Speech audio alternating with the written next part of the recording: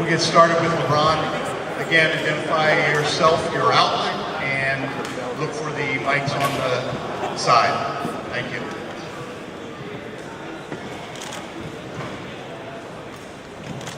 LeBron, front left. Jason Lloyd, Beacon Journal. It's striking to see you in a Cavs uniform again. I'm just wondering what your thoughts were the first time you pulled that on and looked in the mirror and saw yourself back in a Cavs jersey. This is not technically the first time I put it back on, but it feels good, it feels right, and I'm happy to be back. Tom Wiggins, Associated Press, you're obviously a different player than you were 4 years ago. How are you a different person than the guy that left you 4 years ago? With each experience in life is the greatest teacher, and I've been able to learn from my mistakes, grow from them. Throughout the 4 years, I turned my girlfriend to my fiance to my wife. We got 2 boys, 2 grown boys, and the friends and family around my family, we've all continued to grow. And that's just what life is about. You have obstacles throughout your life, and it's how you come out of them and find who you are. To see you back here, because have you had any of those kind of moments since you've been back? Like, hey, this is really happening. Well, the only time that I felt like that, feel surreal, was during my foundation event, the welcome home event I had at the University of Akron last month, where I got the chills of being back, and the fans and everyone that was there just kind of welcome me back with open arms. So that's the only time I kind of got that feeling. LeBron, Chris Haynes, Northeast Ohio Media Group over here. What's the unique challenge for you right now with this team at this stage of your career? The challenge is that we, every single day we have to understand we can't waste that day. We have to prepare each and every day to get better, each and every day to each and every week to a month. And if we don't shortcut the process, we're going to give ourselves a good chance of competing at the end of the year. But it's going to be tough. We have a new group that's come together. We have a new coaching staff. It's a new system for all of us, and it's not going to be easy at all. But if we're patient with the process. Everyone buys into coach's system and the coaching staff system. Then it will help us out a lot. Ryan Jumzillian, USA Today. You've seen David a little bit more, David Black more and more. You just mentioned the coach's system. What are you seeing from that system? What do you like about it? And how do you see this team taking shape in that system? I look forward to getting out there tomorrow. Our first day of camp begins to see what the system is going to be implemented to our team. And as the days goes on, as the weeks goes on, as the months go on, I'll be able to continue to break it down and see how it fits us as a team, how it fits me personally. From a personal standpoint, I'll be able to give my inputs. Ron Kenny Road, Sports Time, Ohio. You mentioned that the 4 years that you were in Miami was like going off to college. What are the most important things that you learned during those 4 years? Patience. Be very patient, with the process. Understand that I think everyone always wants to see the end result, and what's at the end of the tunnel, and don't quite understand what goes on from the start to the finish, and what's in between that. And I understand that, and I know that. So, patience is the biggest thing that I've learned. LeBron, Tony Zarella, CBS 19. Going back to that first year in Miami and what it took for you guys to learn how to win in the finals the following year, is there any way for these young guys on this team to really know what that's like until they actually go through it? How does that affect the timetable? Well, it's going to be a different challenge for a lot of the guys on our team that haven't played, in big games in a long time. And we have some guys that's going to play some big key roles on our team, and we expect them to play at a high level, but haven't played at a championship level in a long time. So, the good thing about it, we do have some veteran guys that's hosted a trophy that can give their experience about what it takes to get done. And myself, Mike Miller and James Jones, and Haywood and Sean Marion. We've all hosted the trophy before. So, we got guys that understand what it takes. It's the hardest thing that you can ever do in your career. Ron, Michael Bradley from Hoop Magazine. Can you explain how you look at your leadership role with the team, especially with the younger players who haven't had that championship success? Well, I'm going to be one of the leaders of the team. I think everyone will lead by however their characteristics define them as a leader, but I will be the leader of the team. I believe I bring leadership qualities that just a lot of guys either don't want or just don't know how to do it.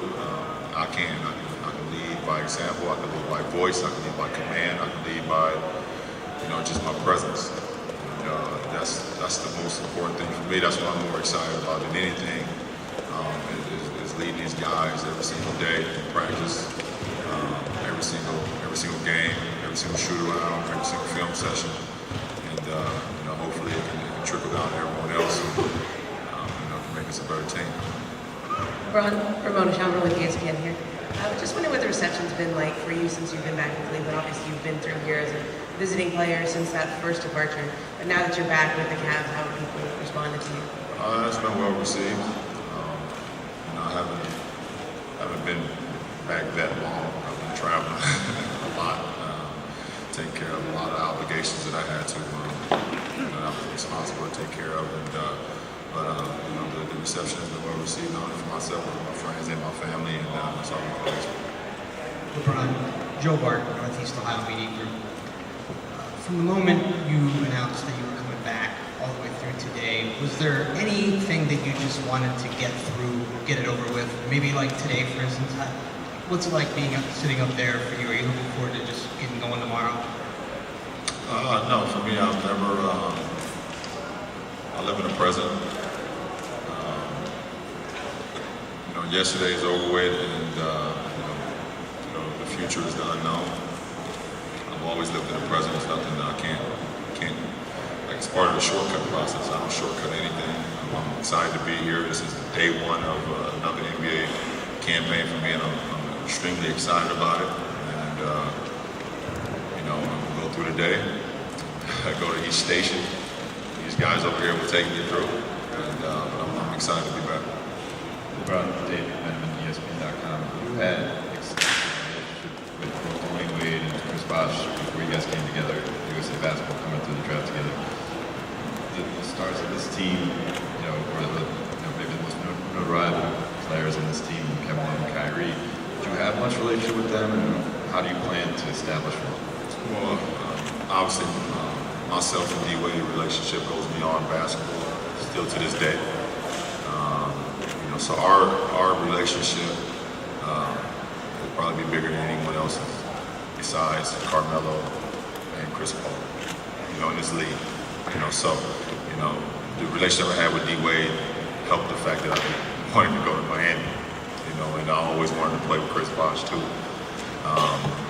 So it kind of worked out that way, and I gained a great relationship with CB as well. The relationship here is different. We, like you said, with myself, D-Wade, and Chris, we were all in the same draft class. We all went through the same rookie wall, the rookie struggles.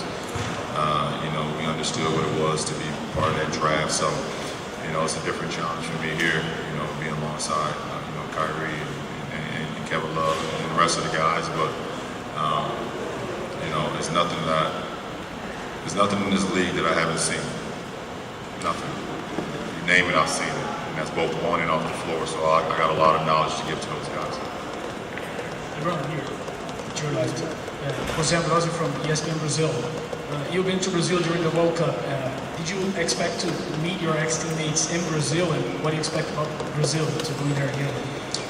Well, yeah, I expected to meet them there because the schedule had came out after I decided to come back. So I already knew they were going to be playing them in Brazil.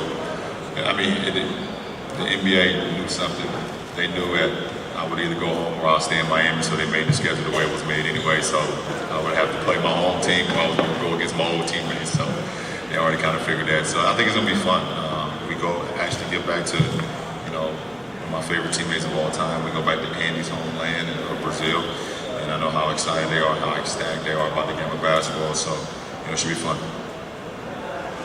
LeBron, David Aldridge, Turner Sports. I was wondering how your kids are old enough now to kind of understand some things that are going on. I was wondering how you would explain this to them, not just the decision, but just the whole process. I asked them first. I didn't explain it to them. They explained it to me. I was like, what do you think about, Daddy going back home to play? He was like, home? You talking about Cleveland? I'm like, yeah. It was like, okay, you can play with Kyrie Irving? I was like, yeah. It was like, we get to go back home to our house, and I get to go back home to my old school and my old friends. Like, yeah. Like, okay, you can do it. And that's how it went.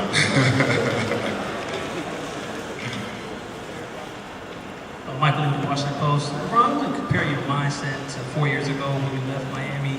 Did you feel like you have more to prove now than you do now, then than you do now? That's a great question.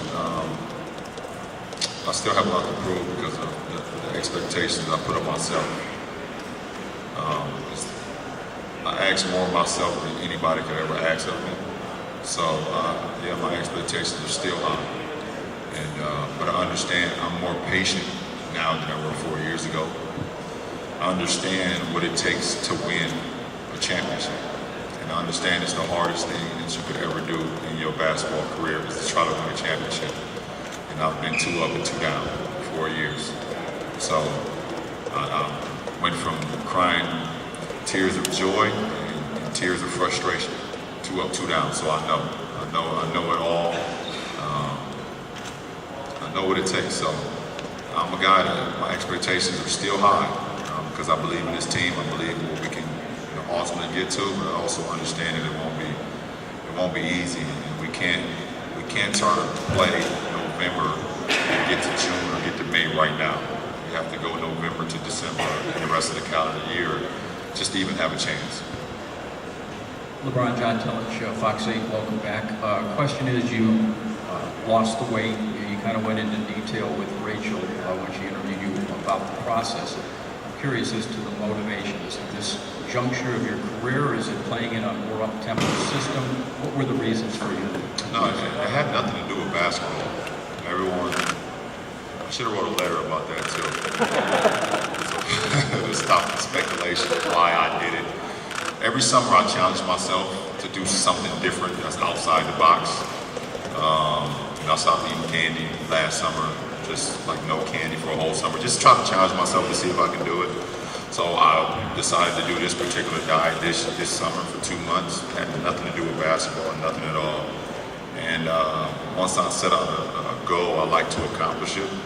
And in the process, I lost some weight, and then in the process, stories came out. I did it because of this juncture in my career. I'm 29 years old, and I still can fly above the rim. I don't need to lose weight to do that. Not at this point in my career. It's great to see. The great thing I got out of it to see how can my body transform. So as I get older in my career, if I need to lose some weight or shed some weight, I know exactly where I can get down to. But it had nothing to do with basketball. But it did make me quicker, so it helps our team. Alrighty, that's going to wrap it up with LeBron.